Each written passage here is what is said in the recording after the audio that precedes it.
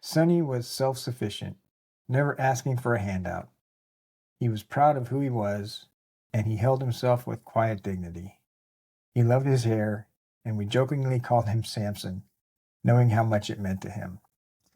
Sonny was endlessly creative. When he was younger, he loved to draw, filling our kitchen walls with his elementary school creations. There was a whole row of them up for years. I never wanted to take them down, but Sonny and Mom made the decision together.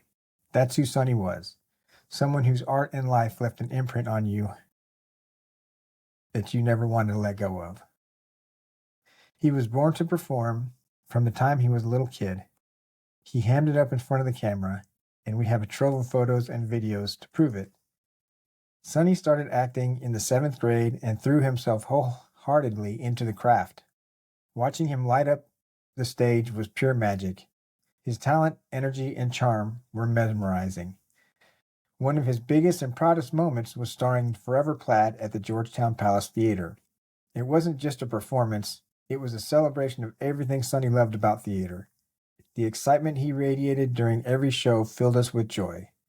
We were so proud we couldn't resist seeing nearly half the performances. Family members even flew in just to watch him shine. It was unforgettable. Sonny introduced us to the world of musicals in 2016, starting with a few Hamilton songs he played on the way home from the beach that year. It quickly became a shared love. When we found See a Broadway Musical on a bucket list he wrote for school, we knew we had to make it happen. Before the show, we had some really great but ridiculously expensive sushi, another thing that Sonny introduced us to. After months of waiting, we finally saw Hamilton live, and it was worth every moment. That trip opened the door to so many more adventures, from Wicked to Book of Mormon. Seeing his favorite musical, Les Miserables, together in Washington, D.C., a little over a year ago, was the highlight. Sonny was so excited he could barely contain himself. Sharing that moment with him was such a gift. It was as epic and emotional as he was. The beach was another of Sonny's happy places. Every summer, starting when he was 8, we went to the Mayan Princess. He loved the tradition, the breeze, the seashells, the simplicity of walking along the shore. He loved it so much that, when given a choice between Port Aransas and Disney World this year, he chose Port A. The beach brought him peace. There was so much more we could share, but we want to offer just a few glimpses into Sonny's remarkable life. He had a knack for choosing the perfect gift, whether it was handmade horror movie posters for Steph or a 3,000-piece Star Trek puzzle for me. He handcrafted many of his gifts. Cats adored him, even the feral ones. He had a way of connecting with them, more so than he did with people. We called him the Cat Whisperer. In his teenage years, he quit talking to me like a typical teenager does, so we bonded over something we both liked: cheeseburgers. We'd try a new place about once a month in search of the best. It was Burger Tex on Airport Road. Sometimes it was quiet, but other times he opened up about his world in ways I'll never forget. Sonny shared Steph's love of the macabre, from Nancy Drew adventures to horror movies and ghost tours. He was her buddy in all things spooky. I think a lesson to be learned here is to love the person next to you, because you never know where they're at. What we'll miss most about Sonny is his sense of humor and his gentle nature. We'll miss the sound of his voice saying, "Hey, Mom, you got a minute?" We'll miss seeing you on the stage doing what you love. We'll miss Sunday night dinners in the comfort of your presence. We'll miss the tradition of him and his brother making gingerbread houses on Christmas Eve. It was one thing that they truly bonded over. We'll miss seeing him at the beach, soaking in the peace he loved so much. Sonny, we are going to miss you more than words can ever express. The pain we feel now is unending because we've lost you, but we also know the depth of our sorrow comes from how deeply we loved you. We love you so much, Sonny Bunny. Our hearts are broken, and we'll carry you with us always. Hello, welcome to the Blood Podcast: Birth, Love, Experience, and Unfortunately Death. I'm your host, Stephanie Bushak. And I'm your co-host, Matt Bushak. And I think we know what today's subject is going to be. So that, what I read, was what we read at Sonny's funeral. I just wanted to start out with that, just to set the tone of what we'll be talking about today. This is the final Sonny episode of the series. We tried to record this earlier. Yeah, about 3 weeks ago. And the quality was horrible. And so now we have new audio equipment. So now we're re-recording that, and hopefully we can capture the same feelings we had when we recorded the first time. We miss you, Sonny, so much, and I just want you back. Yeah. So we're gonna give kind of a little bit of a background of Sonny, some of his depression and some of the sad stuff that's kind of happened to him along the way in life, and basically what led up to his suicide. So I think one of the first incidences that really affected his life, I think, was his relationship with a girl named Sydney. Yeah. I told you before in podcasts that Sonny was like a really happy, laid back, outgoing kid, baby, both. And he had a best friend named Sydney that he met in kindergarten. And he was friends with Sydney all through elementary school. They were best buds, inseparable. Yeah. The problem with that is, one of the problems is that Sonny would get bullied on the playground, and come to find out it's because Sydney was kind of controlling him. Sydney made it was an ultimatum: either you hang out with the other kids or you hang out with me. And you can't do both. Yeah. And so Sonny hung out with Sydney, which isolated him from other people. Yeah. We knew that Sydney was kind of bossy. We always knew that because we had Sydney come stay over at our house a ton. And at least while Sydney was over at our house, we could intervene and be like, hey, let's do things together. Let's make decisions together, or take turns, because we would catch Sydney being all like, okay, we're going to do it my way. No, we're going to do it my way, constantly. And Sonny was very laid back, go with the flow, and would just do whatever it was that Sydney wanted to do. And then the few times that he would speak up and say, hey, I want to do this instead, he would usually get told no by Sydney, and the light just went out on us.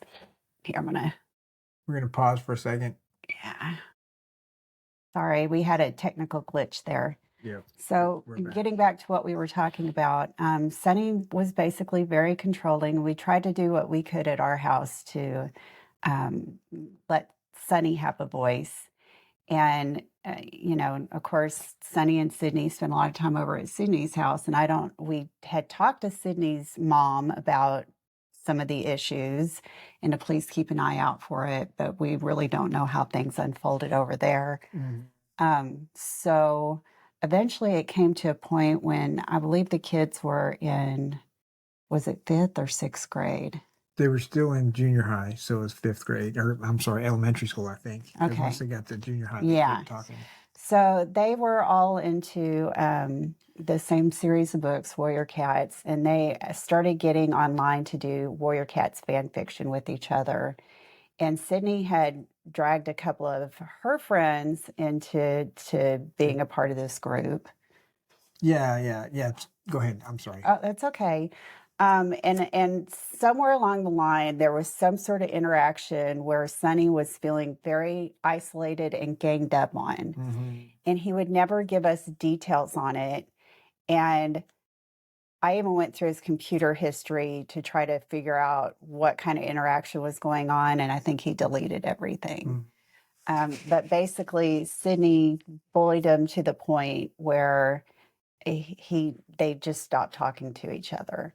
And it was sad because they were friends for 6 years. Yeah. And they were inseparable. And it just broke Sonny's It heart. I mean, Sonny was very upset. it totally changed his personality. Yeah, It did. He yeah. went from being pretty outgoing and, happy-go-lucky to being quiet and sullen and almost acting like a teenager by the time he was Mhm. 11. So, Yeah, that he was pretty outgoing until yeah, until that. yeah, it really changed his Um, personality. Now, when he did get to middle school, he met a group of friends that I think you met Haley on a former episode, but Haley was Yeah, yeah, Haley was one of his best friends all yeah, the way through, and there was a group of about 6 or 7 of them. yeah. We would do birthday parties together. Um, They would they come would and go go to to dances together. cosplay together and Yeah. go trick or treating together, and all the extracurricular stuff that teenagers like to do. They would do together. So Yeah, he was very lucky in middle school to have that support. yeah, great Um, group of friends. yeah, and he didn't have a whole lot of struggles, I don't think, in middle school. No, I don't think he did either. But I will say that his personality was still really demure after Yeah, yeah, oh after yeah. his breakup with Sydney. Um, and so, yeah.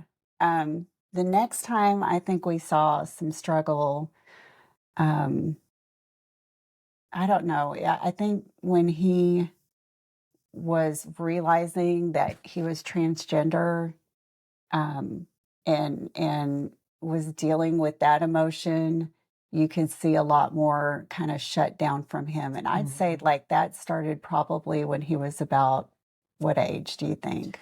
About 13, Yeah, I 14? mean it was It was during early puberty, yeah, it basically. was during middle school, yeah. Yeah. He used to come to me really regularly when he was little to ask about, body issues like we usually do with mom or dad, whoever your preferred parent is that you feel, like sharing with. And he would come to me about, is this normal? Is this normal? What is this? Um, but he was highly obsessed with puberty, like would Yeah. ask me to buy books for him and would ask me millions of questions. And I think it's because he was not comfortable in his own skin and he was trying to reconcile that in his Mhm. head. Um, and so, Which that I mean that just a struggle in itself coming to terms with being transgender, mhm, that journey. And I want to say in maybe this is kind of too soon to say this, but um, I really thought about this the other day, and this the real struggle it takes if you're transgender. Um, your only hope of relationship, a deep relationship, is probably with another transgender person, yeah, um, and that makes it so difficult. And that's all he wanted was love. yeah, We'll talk about that more for yeah. sure. So, when Sonny was in early high school, he became full force with Les Mis, Yes, in was theater. in theater. And really really getting into online forums that had to do with Les Mis, like fan fiction and stuff like that, Discord channels that were dedicated to Les Mis. He found singing apps that were dedicated to Les Mis, I think Smule, so you could go and sing with other people across the world. And he found somebody, a girl named Ashley, and they were smitten. They got along famously, and they dated online for a couple of years. Mhm. At one point in their relationship, and they hadn't even met in person yet, I got a knock on the door, and I answered Okay. it, and it was the police. And I won't dead name him, so when I say Sonny, you know, I'll just say Sonny for everything. But they basically said, "Do you have a child named Sonny?" And I said, "Yes." And they said, "He's been confiding to a friend online that contacted us for a welfare check because he's been threatening to take his own life." And that was the first time I'd ever heard of him thinking about suicide. Mhm. And honestly, it was the last time I had ever heard him Yeah, thinking about I suicide. and I kind of blew it off Yeah. in the way that, Sonny wasn't big on pain.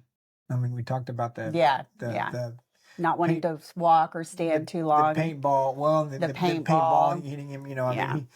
so to in your life, that would likely take some kind of pain, and I just Yeah. figured he just wouldn't be able to go through with Yeah. that. So I just kind of blew it off, like. In his mind. Now, we did sit down and have a very long discussion.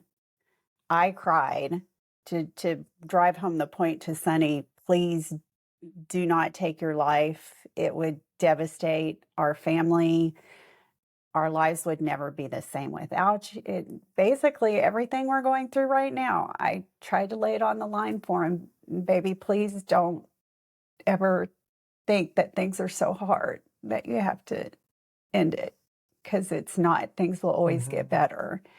And if you need to talk to me, come and talk to me, or dad, or tell a friend something. But I told him, your friend Ashley is a gem.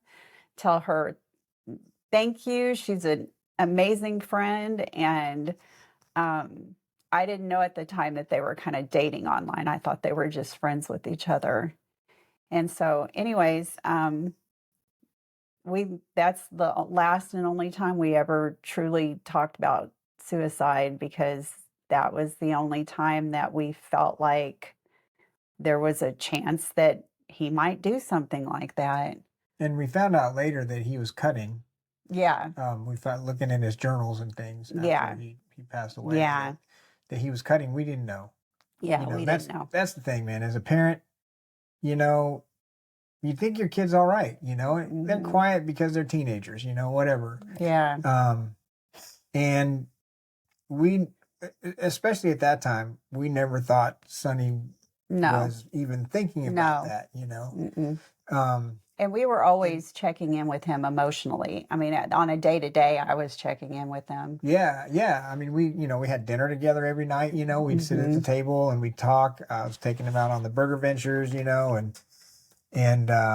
And so really we had no indication that he was having ideation. Yeah. Um, and so with Ashley, that kind of continued. We flew her down for prom. Yeah. That was the Yeah. first time they actually met each other. Yeah. They had a good time. They went to prom. Yeah. They It had a was good very time. sweet. Ashley was very sweet. They got along. Sonny was beaming. He was so thrilled to have her there. They had a great time. Um, and after she left, uh, that was senior year. Mhm. And by the time that Sonny had graduated and gone to Southwestern, what year was it that he decided he wanted to go visit her and go to campus with her? Um, backing up a little bit, in Mm. high school, there was, in his senior year, he was with a teacher that, Oh, yeah, she yeah. picked favorites, and Drama teacher, a drama of all teacher. things, the one subject that Sonny loved to bits. Yeah. And so he had a teacher who picked favorites, and Sonny wasn't the favorite. And, he expressed, how hard that was, how difficult that was, how unfair he was being treated, not being able to do something he loved, and, not getting, as a matter of fact, I don't even think he got a part he didn't even get a role in the intramural competition that they do in theater. And he was a senior, and Yeah. that bitch. Yeah. She missed Yeah. Sunshine. She works at Stony Point High School. None of us like her. You shouldn't like her either. Yeah, she totally talked about her private adult life Yes. to all of her students. And we know she picks favorites because we have friends that had a daughter a couple of years behind Sonny, that Miss Sunshine was her teacher and she was a favorite. And she was turning her favorites against their parents. So I think she had some sort of, I'm a 30-something-year-old She was going woman, through but I divorce feel too, like, yeah, which yeah. she told her class about and bitched about. Yeah, and so So, she was acting like she was, you know, so the Miss, relatable teenager, but in a very inappropriate way with her so Miss students. Sunshine, Stony Point High School from back in 1999. Yeah, if you see her, give her a double fuck you. Tell her that the Bush Acts say double fuck you because you're a bitch. Anyways, enough about that. But Yeah, yeah, that was kind of the end of his high school theater career, you know. yeah, And by the end of high school, you know, he kind of went on a different track in high school than his friends. You know, that happens, you know. yeah. Oh, yeah. Everybody, And all of them did. and so he wasn't quite as close to some of them. Yeah, And so I think that, you know, and then he's going to a school that none of his friends went to, which is Southwestern. yeah. He started new by going to Southwestern. And he came out the summer between. Yeah, Southwestern was super supportive. I don't think that that there was any kind of that had anything to do with his no, depression. no, not at all. His campus was very affirming and supportive, and they did great.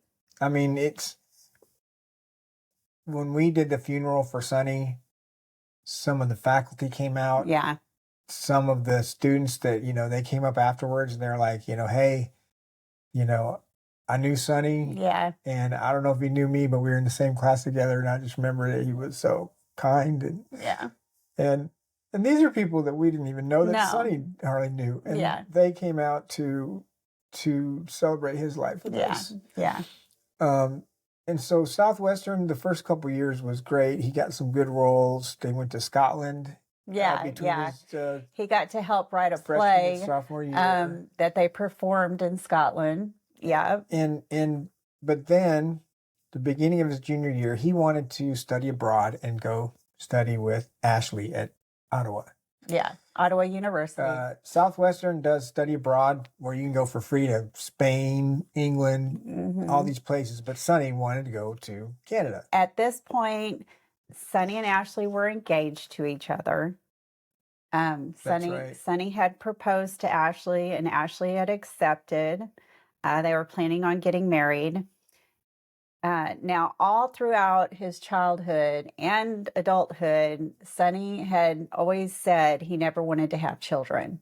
Right. From the time he was about maybe 12, he started proclaiming, I'm never having kids."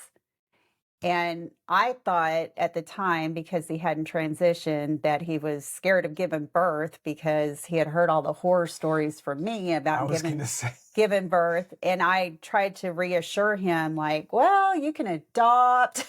There's other things you can do. There's so many other things, so many other ways you can have babies. You don't have to birth a baby yourself. I know that was scary. I'm sorry I traumatized you with that. I used to tell Stephanie that I'm like, don't tell Sonny that story because Sonny will never have kids. No, what would happen was, you know, That was just fun to say, we'd though. be in social circles and hanging out with friends, and you know, the story of our children's births would come up, and I would share my story, and Sonny would be, you know, around the corner hearing everything, and Yeah, and so Yeah. I'd say, watch what you're Yeah, sharing. 'cause yeah. Sonny. so I think I scarred him from wanting to have babies. But it was deeper than that for him because it wasn't just about giving birth. He did not want to raise children. He saw the stuff we had gone through with his brother, and he was very, for lack of a better word, he was paranoid. He was going to end up with So- somebody like his brother So- that was high maintenance. We are the poster board for people who shouldn't have kids. I guess so. I mean, that's And the sad the thing dark is, truth. I love children. yeah. I love kids. I wanted to have so many kids, you Yeah. know, and we had two. I and think we they're were like, absolutely wonderful. And yeah. but at the same time, I raised my kids and I'm exhausted. Like I could Yeah. not do that again. No, I mean just Ryan and then with Sonny, that's why Yeah. we're doing a podcast. Yeah, you exactly. know. So his junior year, he was able to move up and go live with Ashley. Yeah, and he worked And his butt off for that He too. did. I told him, I said, if you want to do this, you got to do all the paperwork. You're on your own. He somehow convinced the school that he could do it. He had to pay for it. Mm-hmm. So it wasn't free, but the school was going to give him credit for it. And so that was the beginning of his junior year. And do you want to kind of explain some of the things that happened when he Yeah, it's went? pretty unfortunate. So when he went, he moved in with Ashley, and Ashley was already in an apartment with at least one, if not two other roommates. So I think they were already in kind of awkward, crowded conditions. Ashley had her own room, and Sonny joined her in living in her room. And things went south kind of quick and it was very subtle. I don't even think Ashley realized she was doing this shit, but what she was doing was kind of fucked up. Um, Sonny did not have a key to the apartment and he kept asking for a key to the apartment. And Ashley kept saying she would get him one and she never got him one. One day he had to sit outside for like 4 hours. 5 hours. 5 hours he sat outside waiting for her to get out of class or off work or whatever it was and come and unlock the door. So he had 5 hours of just Yeah. he did not have a ride to the school because Ashley had a car and Ashley used her car for everything and did not drive Sonny around to like his classes. I'm sure a lot of times it was probably because their schedules clashed with each other. It wasn't out of like malice or anything, but at the same time, Sonny kept asking to be driven to the bus station so he could get a bus pass because apparently you had to go to the station to get it. You couldn't like purchase one on the bus. And she kept saying she was going to get around to it and she never did. So he had to walk to school sometimes. So he had to walk to school most of the time. Yeah. And it was like a 2 mile walk, which isn't the end of the world, but you know, you're in a new And city. he did have bad feet. Yeah, he And did. so We found out later he yeah. had flat feet and So needed that special walking, kinds of insoles for yeah. that stuff. So yeah, he was forced to walk. There was the roommates, they didn't really talk. Yeah, he had one roommate that would get really, really drunk and then come banging on the door and asking for money. Yeah. And So and would start shit with Ashley and make her really uncomfortable. And he really wanted that roommate gone, but for whatever reason, money wise, they needed him there. Another thing was is that Ashley talked incessantly about having oh children. yeah. She was obsessed with trying to talk him into having just one baby. And he kept saying, babe, for years Yeah. now, you've known I do not want children. And I think they were super incompatible in that way. And they were Mhm. having a really hard time reconciling that difference. And another thing is that when Sonny first got there, I know this is kind of outside the scope of things, but like I said, I'm as mom, he talked about everything with me. He told me that when he first got there, they were intimate on a regular basis. And then after a while, they quit being intimate. Yeah. And he was unhappy with that because he was trying everything he could to woo her and she was not having any of it, So but still talking about wanting babies with him. so the trip to Ottawa was a horrible experience. Ashley didn't support him. Yeah, Um, there wasn't any so support there. so again, he's feeling isolated again Mhm. because the woman that he's engaged to is treating him like shit. Yeah, Not treating him like you treat someone when you really love them. right. And so after I'd say maybe a month, Mhm. he called and said, I want to come home. Yeah. And we said, we'll get you a ticket. Yeah. He just left. He didn't explain it to her. He Anything. wanted to break up with her in person, but he was afraid that if he did that, he would get kicked out of the apartment. And he had like another like week before he could get on a plane and come back Mhm. home. And he's like, I don't know. I can't afford to stay in a hotel for a week. You know, Mhm. I don't know what to do. And before that, she was, I think, leaving a little bit early to go back home because they were having like a, I don't know, like a long weekend or some sort of break. I can't. The school was having a Yeah. break, and people were going home for a few days. So, So yeah. So Sonny flew back. Now that was 2020, that semester, yeah, because the pandemic started in 21, right? yeah, So his fall semester as a junior was wasted Yeah. because of Ashley. Yeah.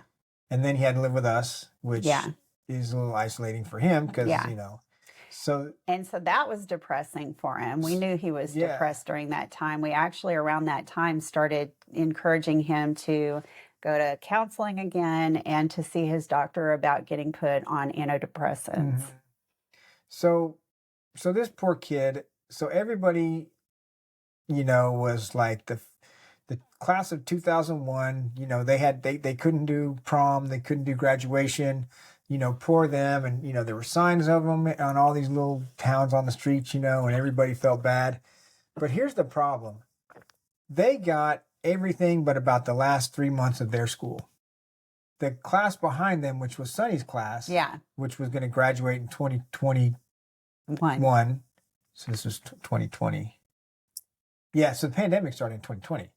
Yeah, you're right. So 2020. sorry. Okay. Yeah. So at the beginning of 2020, he was going to start the second semester of his junior year. Yeah. And sure enough, they got to spring break and then the pandemic happened and they canceled everything. Everything. You can imagine for a theater major whose main work is on the stage, well, there were no performances. No. You know, everything was shut down. And the thing that really sucks about his last year, so that was his junior year, and so then his senior year, they didn't get to do any performances. They did one performance at the very end of the year. It was done outside. Everybody stayed 6 feet away from each other, even the actors. And they even had to wear masks while they were acting. Yeah, and so, you know, it's one of those, you know, seniors, they usually get to do like a senior project where they they produce. Oh yeah, they did. Everything top to bottom is taken care of by the students. They didn't get to do that. No. I mean, that's one of the highlights of school that Sonny missed out on. Yeah. So Sonny's school experience really sucked. Yeah. The first 2 years were great. He had a great time. He's meeting friends. And then he decided to do this fucking Ashley thing. And then the pandemic, and just all went to shit. Yeah. So you can imagine for him, by the end of his junior year, by the time he's graduating, he's depressed. He's isolated. He doesn't know what he's going to do. Yeah. He had to break up with the girl of his dreams, and yeah. And so he graduated, got a job at the Georgetown Palace Theater, which wasn't super inspiring for him, but at least it was in the. Yeah, he was excited that he at least had a job in the genre of theater. Yeah, that way he could kind of be at the center of everything. If roles came up, he'd be one of the first people to know about it, so he could audition. He'd have connections in the theater world. So that was kind of cool, but it wasn't his dream job by any means. And he was doing admin, and he had to do a lot of phone calls. Yeah. And he doesn't like talking to people. Yeah, he's very introverted and does not, it didn't suit him especially well. So he worked there for a while, and then he saved up a bunch of money because the boy just didn't spend money, and decided to take a hiatus, a sabbatical, and write a novel. Yes, and he did. He wrote a novel. Took about a year off. He wrote a novel. A dystopian sci-fi novel. And I think it was reading the little bit that I've read or hearing him talk about it. It was kind of a self, exploration. Yeah. A lot of it was that because it had transgender characters. Yes.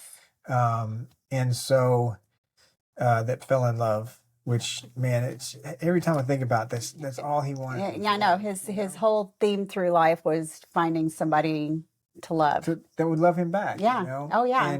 And it wasn't the kind of love we could give him, obviously. Yeah. I mean. So in between there, before he graduated, and was it after the pandemic, Forever Plaid, or that was before? That was before. Okay, there was somebody that was in the cast because. There was somebody in the cast. So this was the summer between sophomore and junior year. Okay. So before he went to Canada. Right. Well, it can't be because he was dating Ashley. Yes. So he was dating Ashley, then he went to Canada and stopped dating Ashley. Okay, and then he came back, and when he came back, he tried to start a relationship with somebody that had been in the cast. Right. Uh, um, and that person had broken up with their boyfriend, and Sonny was the Recently, rebound. yeah. And that didn't work out. And that person strung him along for a while. And that was hard to see because Sonny, the whole time Sonny was little and growing up, I would say his whole entire life, his whole 25 years, he had had crushes on like less than 10 people. Oh yeah, probably less than 5, I think. It would be right around 5 or 6, but his whole that and everybody that he had a crush on either turned him down or screwed him over in Treated him like shit. some sort of way. Yeah. Yeah. Strung him along or And just weren't there for him or whatever. and he was loyal.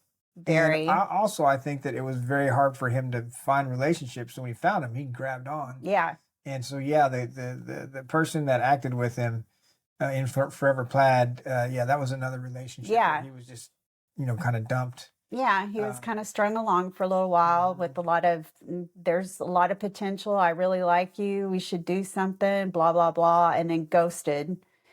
And then would come back and be like, sorry, I ghosted you. I was talking to my boyfriend. We were kind of thinking about getting back together, but maybe not. But you and I should get together and stringing along. Mm-hmm.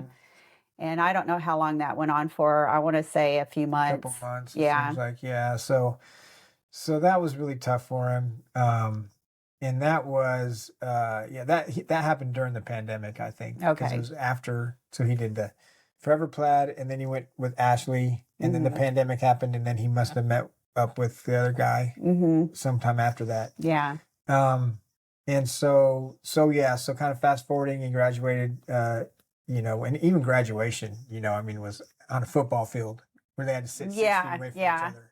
Yeah. And so it was just, nobody wants that, So he graduated, he got that job, so he decided to write a novel. Yes. And I think that he really thought that he would write this novel and it would get published, and then he could kind of make a career out of writing. Yeah. To some extent. Yeah. But, he never really got the thing published. He started looking for a job because he knew he had to get a job, and he found a customer service job that he absolutely hated. Yeah. It was a longer commute. He had to, call people to coordinate things. He was pretty isolated. He had like one other coworker that he worked with. And I think, I actually think, because I read some of the texts, because they were asking about him, his coworkers, I think that he probably could have had a better relationship with his coworkers, but I think he was so depressed that by that point that he didn't put that effort in. Yeah. I think you're right. Because that was, only a couple months. So is it time to talk about the roommates? Yeah. I think that's go ahead. about all that's left. Yeah. So he had a roommate, Kyra, who you met also, and they're awesome. Yeah. But and they got along great together. Sorry. Okay. And so Kyra moved out, and mutually there was nothing, didn't get kicked out or whatever. Yeah. And Sonny, through a friend, found 2 new roommates, Daniel and Ezreal, or Ezra or Easy, or whatever. Fuck you, or we'll whatever. say Ezreal. Okay, Ezreal, like the cat from. No, that's Azrael. Gargamel and Azrael. Azrael, yeah. Yeah, exactly. yeah. That's anyways. Yeah. She was a bitchy cat. Or he was. So anyways, found these roommates. Everything was going great. I mean, they were 2 transgender men. They were engaged. Daniel and Ezra, whatever. Whatever. They were engaged, and the 3 of them did all kinds of stuff together. Yeah. They kind of took Sonny in their fold, and they did everything together. They went out to eat. They went to Renaissance festivals, they went to concerts, they, movies, you name it. They bonded and they did everything together. They all got along really great. They played Dungeons and Dragons Yeah, together? their Dungeons and Dragons was started while those two were living with them, and yeah, they seemed like they were the three amigos, the best of friends. So one night, one Sunday, because Sonny would come over every Sunday. For dinner, yeah. And Sundays suck now. Yeah. But he would come over for dinner every Sunday, and he comes in, and he's just got the biggest smile on his face. Mm-hmm. He's beaming. And, this is from a guy who's depressed, and you're seeing this, and he's like, I found a boyfriend. Yeah. And we're like, oh, who? And he goes, my roommate, Daniel. He and Ezra talked and decided it's okay for Daniel to be polyamorous. Yeah. So you have two engaged people where one of them is allowed to go out and do other things. The other one, Ezra, was not attracted to Sonny, I guess, or whatever. So the first thing I'm thinking is you don't date a roommate. Yeah. And we told him that. We were like, okay. And don't date a friend, because you can never go back. You can never go back to the way it was. And unfortunately, I think Daniel obviously was just using Sonny. Yeah. Just playing around with him. Yeah. Just toying around, because obviously Daniel was going to stay with Ezra. Yeah, and I don't think Daniel took the whole relationship nearly as seriously as Sonny did. And poor Sonny's like a puppy dog. Anybody that pets him, he's like, I'm all over it. He was ready to. So I don't even think he understood what the dynamic was. Right. Yeah. That's a great word. Yeah. Yeah, I think you're right. And I had talked to him, like I had pulled him aside at one point and been like, well, after I had pulled him aside and talked to him about it. But we told him, like, we don't have a problem with polyamory. It's just that we're really worried, that they are all roommates with each other. And what if this ends badly? And he kept trying to reassure us, don't worry about it. Everything's great. We've been the best of friends for over a year now. And so it's going to keep going that way. And yeah. So what do? You just, I have no control. We don't have control. You support him. I was happy. I want to be happy. I was happy for him. Yeah. I was happy because he was happy, and we were tentative, but happy. And that's, that we really wanted things to work out. Oh, sure. We really, wanted the best for him.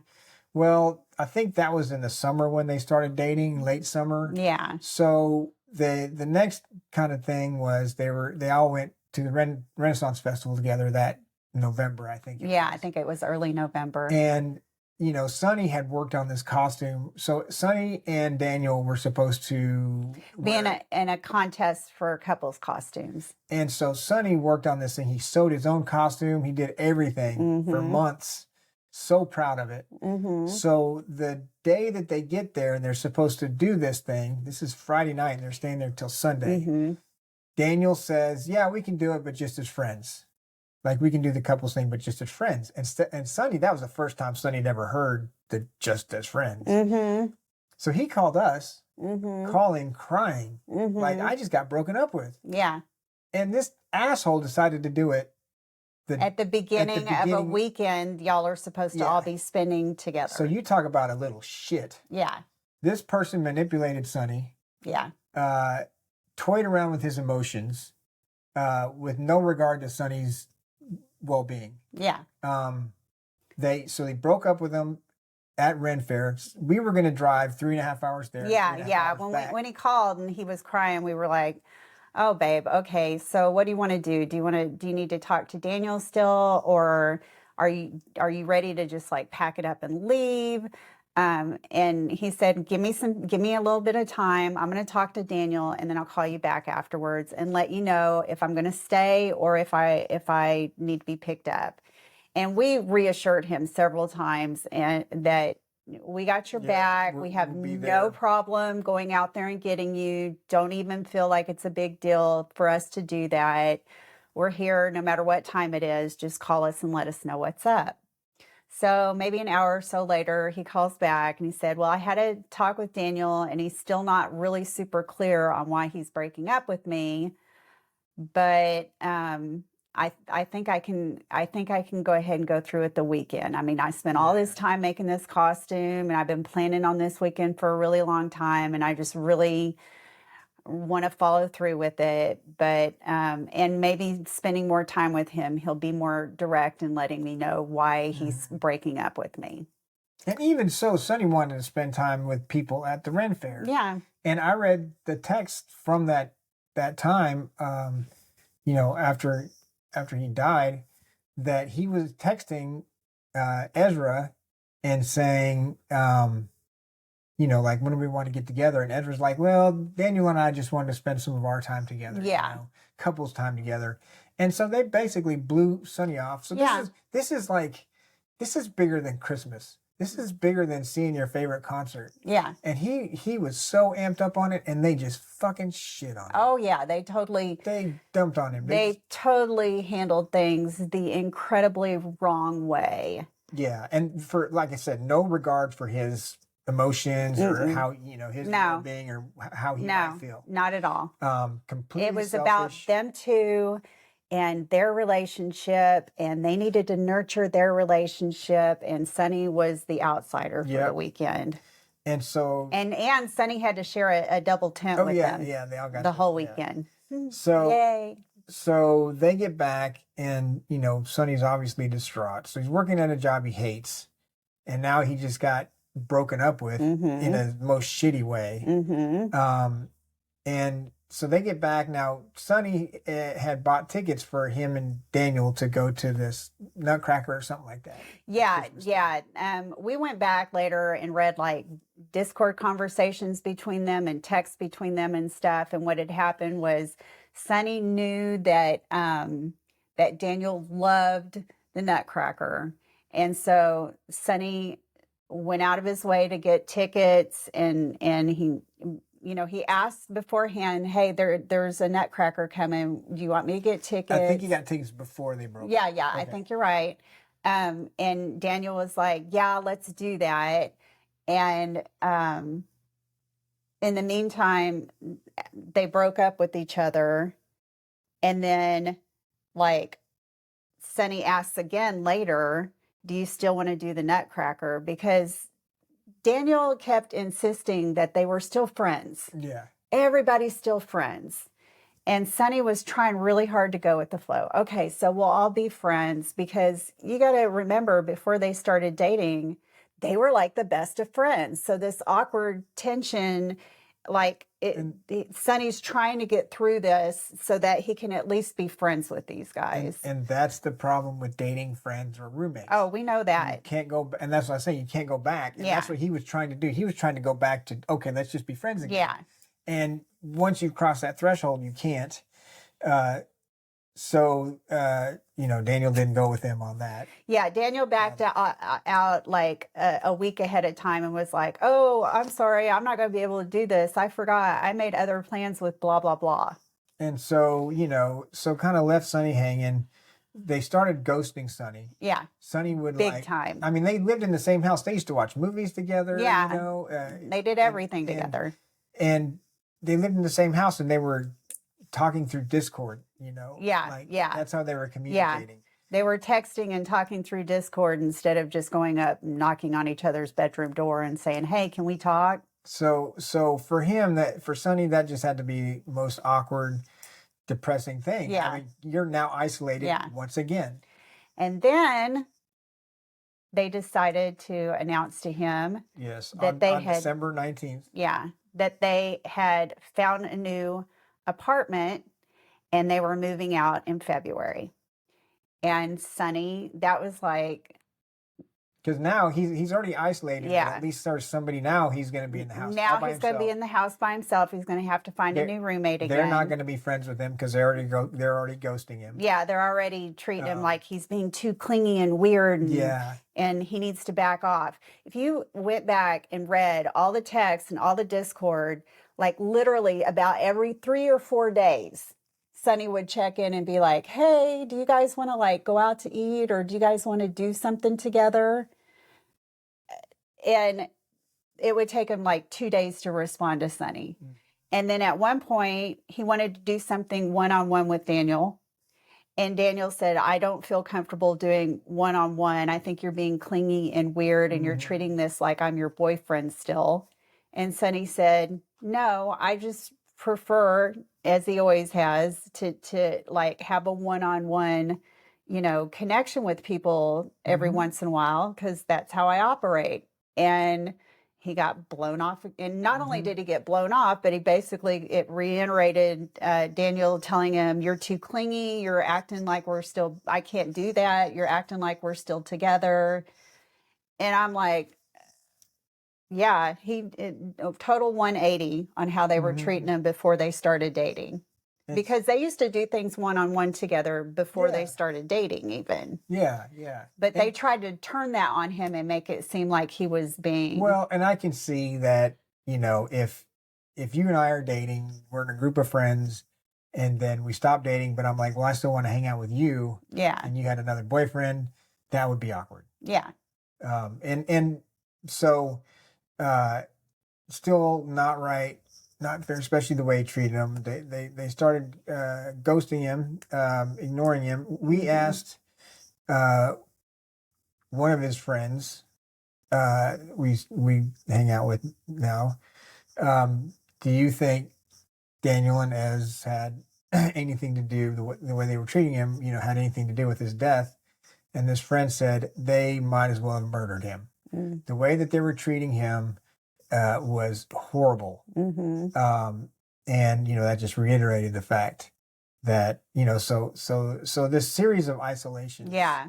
Like growing he up. was already in kind of a bad place, and this was, they Well, just kicked him while he was down, basically. yeah, and the isolation probably started with childhood with his brother, Hmm. because we had to everything was about his brother, Yeah. and so he probably felt a little bit, well, I've got to figure out my Hmm. stuff. And then there's this series of relationships, and the pandemic and things that Yeah. made him feel isolated, and fueled his depression, I'm Yeah. sure. Yeah. So let's talk about that night. Okay. So the night before, when they had announced that they were moving out, um, I, I talked to Sonny on the phone a few times, and he was sick. He had a sore throat. Mhm. And so I told him, I said, hey, how about I go by the store? I'll get some meds for you, whatever meds you need, and I'll get you some food and stuff, and I'll come over and hang out with you for a little bit. And he agreed to it. And so I went over, and when I went over, when you go in through the garage door, his bedroom is immediately to the left. And then there's like a little foyer that leads into the living room and the other bedrooms.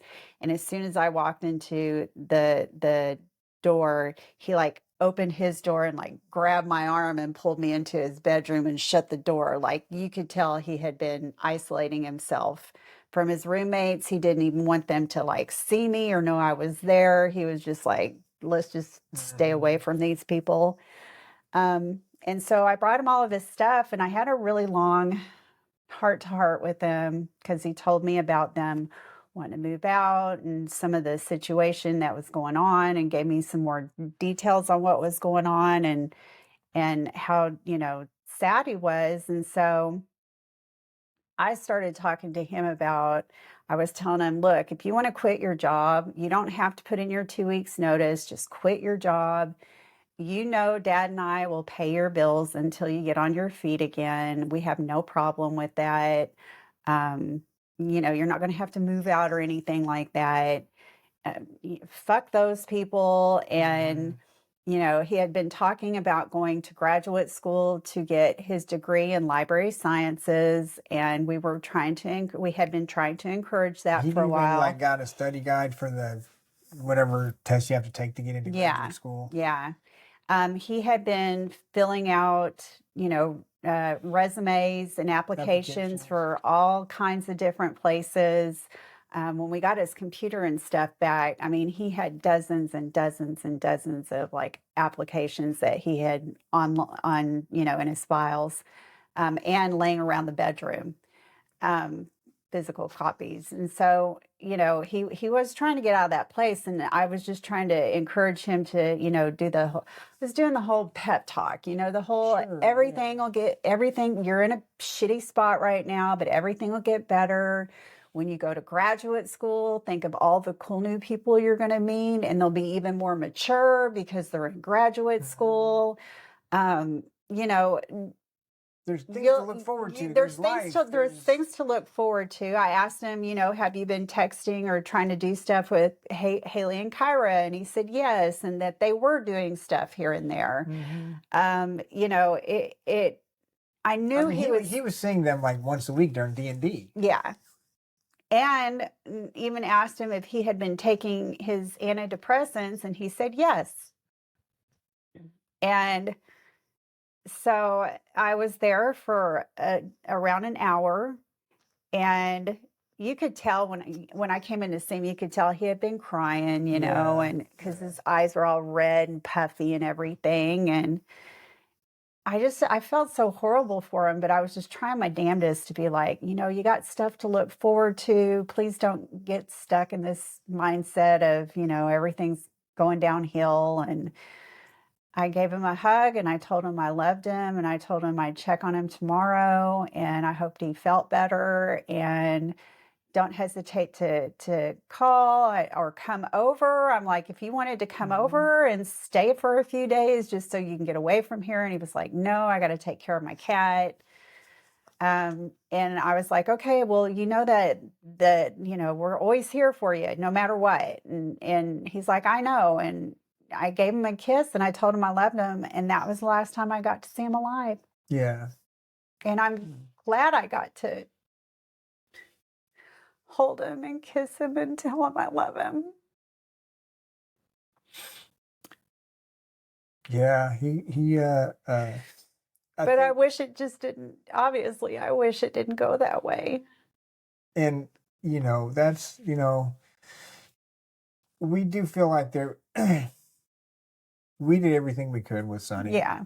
We don't feel like we dropped the ball. I mean, I think sometimes maybe I could have done this or that. Yeah, I think that's myself up kind of way. Normal to feel that way, but at the same time, like, I showed up the night before. Yeah.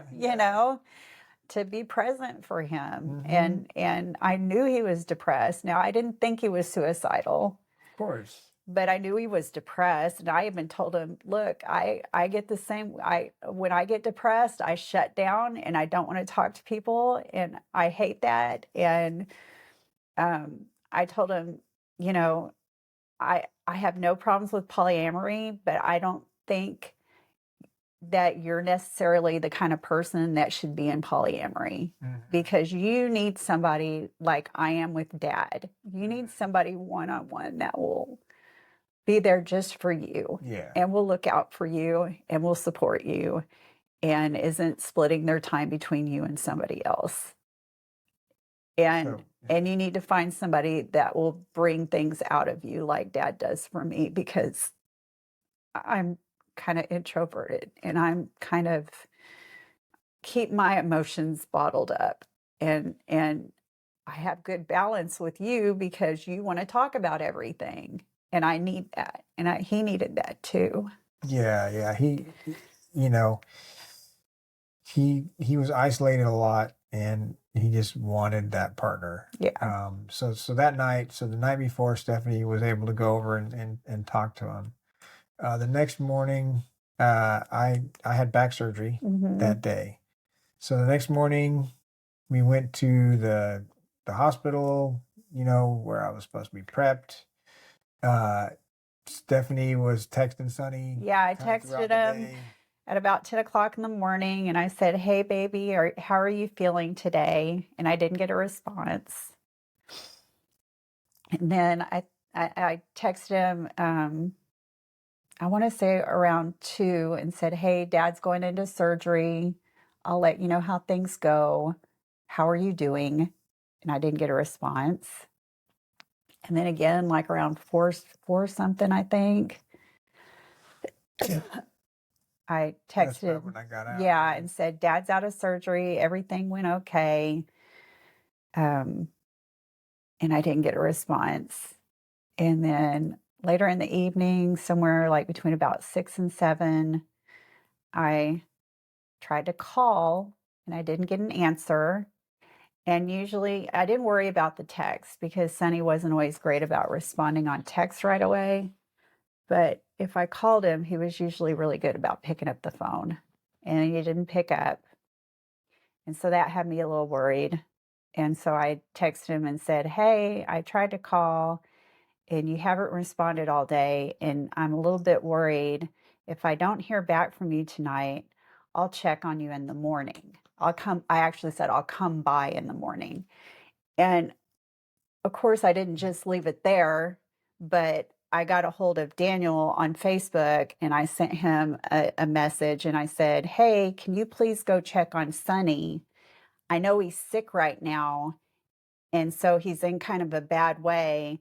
And I've texted him a few times today and he hasn't responded to me." And so somewhere around there, and I don't remember the exact timeline, but Heath, our neighbor, called. Was that before you left that he called? It was before I left, Okay, yeah. so I think Stephanie had sent the message, check on Sonny, And and within then like 15 minutes. yeah, Heath called and said that there's a fire truck and ambulance in front of your house, Mhm. and so I just got done with back surgery, so Stephanie went over there, Yeah. and then what did you find when you got over there? When I went over there, it was dark out by the time I got there, and they did not have the porch light on. And Then the vehicles were gone, or the fire yeah, truck yeah, there was no fire truck or ambulance there. There was only a police car, and a and van in the driveway. I remember. Well, maybe not when you showed not up. when I showed up. Okay. There was a police car there, and that was it. They were parked on the street, and I started walking up to the porch, and the front door was open, and there was somebody standing there, but it was so dark I couldn't really see who was standing there or anything. And so I started, as I was getting out of the car and running up, I was like, "What hospital did they take him to? Is he at the hospital? What hospital did they take him to?" Because I just knew something had happened with Sonny, Yeah. obviously. And I thought, well, if the ambulance and the fire truck aren't here anymore, they must have taken off with them. Mhm. And by the time I got up to the door, I noticed it was a police officer that was standing there. And he was like, "Hold on, who are you?" And I said, "My name's Stephanie Bushak. I'm Sonny's mom. I heard that there was, an ambulance and everything here. Where is Sonny?" And he was like, "Hold on." And then he had to like gesture and talk to a few other police officers, and I had no idea what they were saying or whatever. And finally, him and another officer come outside, and they basically said, "I'm very sorry to tell you that your son Sonny has passed away."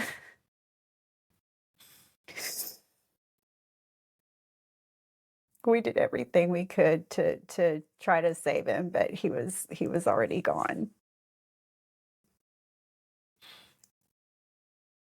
So Stephanie called our friend Rhonda. Yeah, because Matt had I had was surgery and he was, all drugged up and shit and sore and yeah, how you are the day you have surgery.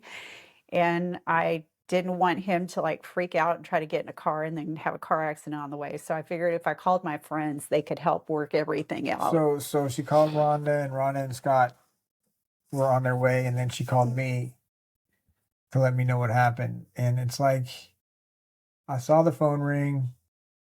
I saw it was her. I remember Heath telling me about and it's like I knew. I just knew that Sonny he was gone, and it was such a shock. It I don't remember a whole lot of how I reacted because I was, especially at first, because I was on drugs. I know I wanted to go, Yeah, and you were yeah, saying don't. They're gonna come pick you up. And the worst thing is when you know your kid's gone, you want to get over there right yeah, away. And I had to yeah. wait there. They came over quick, and Rhonda took me over there. And when I got over there, there was another police officer who was the LGBTQ liaison for the because they knew that Sonny was transgender, and she said they're going to do an autopsy. There was a van. I wanted to go in and I asked if I could go see him, and they said you don't want to see him. Yeah. And I'm really Yeah. glad because Yeah. I read the autopsy and I read the police report afterwards, and I wish I hadn't done that. Yeah. So I'm glad I didn't see him. We sat there. The Justice of the Peace at the time, I don't know if she still is, Ronna Redden. We used to work together in Hutto, and so she called me up. She had my number. She called me up, and all that stuff was going through her office because it was her precinct, the autopsy and all that stuff. And I just remember at one point, she said, "Yeah, I just don't get kids these days why they just don't talk about." And I just wanted to fucking go off. I'm like, you know what? Suicide happens for all different kinds of reasons. It's not to all different kinds of people. Some that communicate a lot, some that don't. It's very random on the profile of who's going to take their life. Right. It didn't just happen that now there's more suicides than there were. Yeah. Suicide's been around forever. Yeah. And so that kind of rubbed me the wrong way. But we sat out there until they brought Sonny's body out and put it in the van. And we came home and just cried and just cried. And we had to start making phone calls. And, you call somebody up, and as soon as you're doing it, you're crying, and you're like, Sonny's gone. And it was so tough. It was so tough telling everybody. And we did have, my sister was able to call a lot of my family, both my sisters, Jessica and Jennifer. And I remember that night. I remember not sleeping well at all. I remember it being about 3:00 in the morning and me laying on my blue couch in my office and just crying, saying, why? And I still don't know why. I mean, I know why, but why? Yeah. And because he had so much to look forward to, and he was hyper focused on the one thing that he couldn't get. Yeah. And yeah, that next week is just a blur. I mean, you can't even imagine losing a child. What do you do? How do you react? We had a lot of family and friends that were bringing us food and calling to check on us and coming by and just sitting with us and being with us. And we had such an amazing support system, which thank God, because like you say, everything was a blur. You can't even think. Yeah, it was. And we still have Ryan. He's not acknowledging anything. No. Ryan's never acknowledged Sonny's death. I mean, no. And I think it's because his brain is firing in so many different ways that he just can't slow it down enough to comprehend some of these things or react. And so he's never reacted typically to anything. So so we're grieving and we're trying to get past this, and we're still having to give him showers and make sure he gets his meds and all this stuff, and it's just like doing all his stuff. And maybe he'd be happy and laughing at something, and we just weren't there. We were able to with all the points and miles that I had heard in Sonny's name, we were able to fly all my family down from Washington and Oregon for the funeral. There were so many people at the funeral that our church couldn't hold them all. They had to spill over into our dining hall. There were so many people that spoke, and I didn't know this, but probably at least a dozen people got up and spoke. And our pastor had to cut them off because there were so many more people that wanted to talk. And if I'd have known that, and I love you, Glenda, but I would have said, no, let's keep going, because this is it. This is the only time people are going to come up and talk about Sonny. It's never, ever, ever going to happen again. Yeah. But man, they said such great things. Yeah. They talked about just how sweet he was and gentle and kind and Some people called him an inspiration. Yeah, he inspired people to do things. Um, like I say, people that barely knew him that just watched him, and how many of us think that we're influencing people that we don't Yeah. talk to? Yeah. Um, he was an advocate for civil rights. He actually left 1/4 of his estate to the ACLU, which was $5,000. It's a pretty big Yeah. contribution. And the ACLU got a hold of us and asked if they could do an article on Sonny. Yeah. And so we're gonna have an article done on Sonny through the ACLU. So yeah, we talked to his friends afterwards and said, what is your take? Because when this happened, the roommates never called. Like when the night that we came over, that Sonny died, the roommates never talked to us. I texted Daniel and I said, okay. I'll give you $1,000 if you're out of my house by the 1st. This was on the 20th. Yeah. The 21st is probably when I texted him. I knew that the way they treated him. I mean, he called us, from the Renaissance Festival, and I was not very happy with either. We did know. So I was basically that getting it the was fuck out of my house. all boiled down to his relationship with them. And I said something that may have been rude or something like that, and they fired back with, you can't treat us like this or something. I'm like, my fucking child died. Yeah. Like you can't even comprehend a fraction of what I'm going through right now. This is grown up stuff. This isn't little kid stuff. Yeah. And then they wrote back something that was mean, and then they blocked me because that's what people do. Yeah. They don't want to. They just want to flame something and then haha. Yeah. But I still got a hold of the parents because we had to work through stuff. I invited them to the funeral because that's one of those things that if you don't invite them and you regret it, you can never go back. Mm-hmm. If they're there, okay, so they were there, they got to pay their respects, whatever. I don't regret them being there because there were so many other people there that were positive in our lives. Yeah. I mean, people showed up just like you would have never imagined. Yeah. From every Brian's Special Olympics coaches showed up from both high school and from Special Olympics now showed up.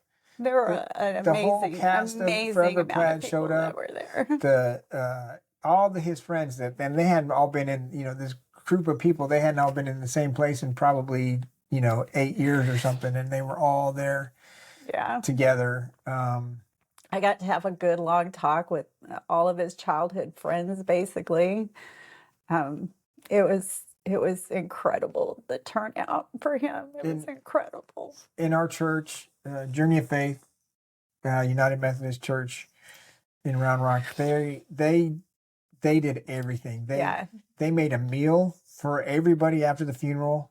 They put together everything, the slideshows, everything that we needed. They set everything up. Is all we had to do was talk to the pastor about, okay, what's the agenda going to be like, but they really, really took care of us. They did. They brought us meals and they just sat with us. And I think that was, now I realize how hard it is because I do want somebody to just sit with me sometimes and listen. And I can talk to a therapist, but it's not the same. Yeah. I have my friend Colin. He'll listen. Yeah. He'll listen anytime I want to talk. That's how Shannon is. If I want to talk about Sonny, I can talk about him all out. Your sister Jennifer. That's the hardest thing, I want to be able to remember him. I want other people to remember him. I want people to understand our grief. Yeah. I want people to acknowledge that. And that it's okay to talk about Sonny. It actually brings us joy when you talk about Sonny more than it does sadness. Ask us about it's more sad having everything feel like it's been swept under the rug. Yeah. Everybody else has forgot about Sonny. And we do meet with his friends once a month or once every other month or so and just catch up, which has been awesome. I mean Kyra and Haley, they're just awesome. Yeah. Haley plays violin and she has a concert this Sunday that we're going to go to. So they're just great friends. Yeah. And when we get with them, they talk about like the fun stuff they've been doing with Sonny lately, and because the tendency is just to think the last couple years of Sonny's life were just hell Yeah. and torture, and that's why he did this. And no, man, he had some great times. He We had have videos a and moment in pictures. time where like everything collided and Yeah. he was just in a really awful way. And that was the final dagger, was the breakup, the way that they were treating him. We talked to Haley and Kyra afterwards about, because they were friends also with Daniel and Ezra. They all played D&D They all together. played D&D together, and they gave us kind of the tea on, how Daniel and Ezra reacted to this whole thing. And the way we piece everything together between their story and, evidence around Sonny's bedroom and conversations with Sonny beforehand, the way that the day unfolded was that morning around 9 o'clock. I don't think Sonny slept that night. He was having a lot of trouble sleeping. And I think a lot of it, was Oh yeah. because of his mental state of mind. And that morning at around between 9 and 10, he had gone to HEB and bought 2 bottles of sleeping pills. We found the receipt. We found the receipt for that in his bedroom, sitting on top of some pastries that he had bought that day Somehow too. the police were able to find a sticky note that says "is no one's fault," but they weren't able to find the receipt of. Yeah. Anyways, And whatever. And he apparently had gone and gotten that. We don't know exactly what time he had taken them, but apparently he had taken at least a bottle's worth of sleeping pills. And he had actually, we found out after reading his journal that he had done research on how much he needs to take because he didn't want to end up not going all the way and ending up in a vegetative state or mental or with a brain injury or something. Yeah. So, he wanted to make sure. So he knew how much he needed to take. To take a for sure lethal dosage. And apparently he had left his door cracked, and he had one song that played on repeat all day long. Mm-hmm. His roommates were home pretty much all day long. Yeah. They heard the song on repeat, and it was so loud that they were annoyed by it. And instead of like coming to his bedroom and confronting him with it and saying, "Hey, can you turn that down?" or saying, "Hey, quit playing that one song over and over and over again. It's getting really annoying." They completely ignored him, turned on their own music, and started to blast it. That's how petty they were being. And it breaks my heart to know that the signs were there that something was really, who the fuck sits in their bedroom all day long and listens to one song on repeat? Nobody does that shit. And it pisses me off to no end that his door was even cracked. So it's not like they had to break through a locked door or something. That nobody walked up at some point and went, "Hey, dude, what's up? Why do you keep," just something. Yeah. But no, they got petty and decided, well, if he's going to play that one song, I'm just going to crank up my music really loud. They were already in a tiff. Yeah. So. But it just breaks my heart that, my kid actually could have been saved if they had like burst in there earlier and gotten him help. Not that responsibility is theirs, just the fact that is how much they were shunning Sonny. Well, and I think I do have to say I think it's a bit of a pipe dream to think that they were going to go in there and make some kind of change. They probably would have gone in there and he was already dead, or they would have said turn that off, and they would have argued, and then Sonny would have done it the next day. Yeah, they weren't going to be able to recognize he's suicidal and he needs help. Which is unfortunate because you're right. Because you think that, oh my God, he was there. Why he was there he was there taking all those pills to end his life. And there were 2 people in the house, and you want to think they could have done something, and they didn't. Yeah. but they did something. They caused his death. Yeah. And I don't think they were going to turn that around. Yeah. But it's still, it is petty, and it is, it's just another bad taste in your mouth. Oh What yeah. happened? It's The like, the immaturity of how they handled the whole mhm. situation. Yeah. And so let's talk about since then. Um, Okay. we've gone to we went to a suicide grief group Hmm. a few times. I don't think it was facilitated that well because it was more depressing than Yeah. helpful. Yeah. Um, I've been seeing therapists. Stephanie sees a I have a psychologist. psychiatrist I talk to every couple of months. Yeah. But it hasn't gotten any easier. Mm. I mean, there's weeks where I'll be just down and I'll be driving down the road and just start crying Mhm. because I just want my son back. I know. And he was the one that was going to help us as we got old, to help take Yeah. care of us and maybe even help take care of his brother. Yeah. Um, not that he had to, but I mean, what do we have? We're basically, so the narrative I've thought of is I used to be the father of twins.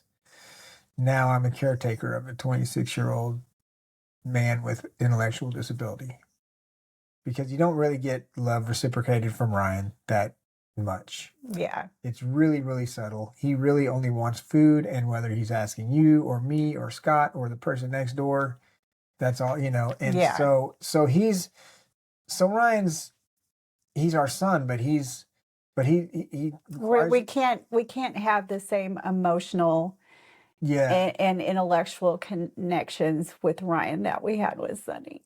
And so we lost that, and I joke around, half joking, half serious. If you're gonna have kids, have extra, Yeah. because shit can happen, man. And I mean, we even talked about it briefly right afterwards. Like, can we have another one? Can we adopt one? Because I always just wanted to be a dad. I mean, that was like the first thing I ever wanted to be, was a dad. And I feel like that fatherhood's been ripped away from me. Yeah. That was my life's goal, was to have a baby or two. Yeah, yeah. When we talked about that, I mean, we met in high school and we talked about having kids, and it's so tough knowing that the generation in front of us, Stephanie's mom has passed away, my dad has passed away, my mom is going through breast cancer right now, and so and she has a lot of kids, and it's tough, to have a personal relationship with all 6 kids. Yeah. And so like we have nobody above us in the generation and nobody below us. Yeah. It's just kind of me and Steph. Yeah. And then when we're gone, that's kind of the end. That's it. That's it. Ryan will be around, maybe not. But this whole thing has left a hole in my heart. Like you can imagine, I don't know if you like Star Wars or not, but the Death Star, when it blew up, and you look at it afterwards, and it's just this shell of what it was. And that's what my heart feels like. It feels like it's been blown apart. And there's no way those pieces are going back together. Well, one of the things I want to do is I want to have a meaningful relationship with Sonny, and I can't do it the way that I want to do it, which is him here, being able to touch him and hug him and tell him how much I love him, and go to the beach with him. And that's what I want. I want my son back. I want to be able to do stuff with him. And I miss him so much. And I want that hole to be filled with something. I want to have a meaningful relationship with Sonny, but I don't know how to do it. Yeah. Because the only thing I go back to is I want him back. And everything else is just coping. Yeah. And coping sucks. Yeah. It's 'Cause hard. it never ends, Yeah. I think. Yeah. So I don't know. I don't know what else to say. Yeah. You know, we have to move forward. We have to live our We've lives. literally just kind of been going through the motions, hoping that eventually, But our brains are caught up with the motions that we're God, going through. fuck you, God. You're worthless if you exist. So, okay, the moral of the story is please don't ever take your life. Please. And love the person that's next to you. Yes. The person that annoys you, the person that you think is no fun or whatever, that person, especially if they keep showing up next to you, they just want love. They want to be acknowledged. They want they want somebody to be there, even if it's so be there. Be that friend. Just say hi. Just smile. Just be nice. Be kind. Don't put yourself in a situation where you have to make a choice between being kind or not. Just love people. Yeah. That's what I would say. Hey, Matt, guess what? I don't want to guess. Okay. I'm not going to make you guess. I think we all know. Yeah. Hey, kids, love one another. Love Take good y'all. care of each other. Love Bye-bye. y'all. Bye.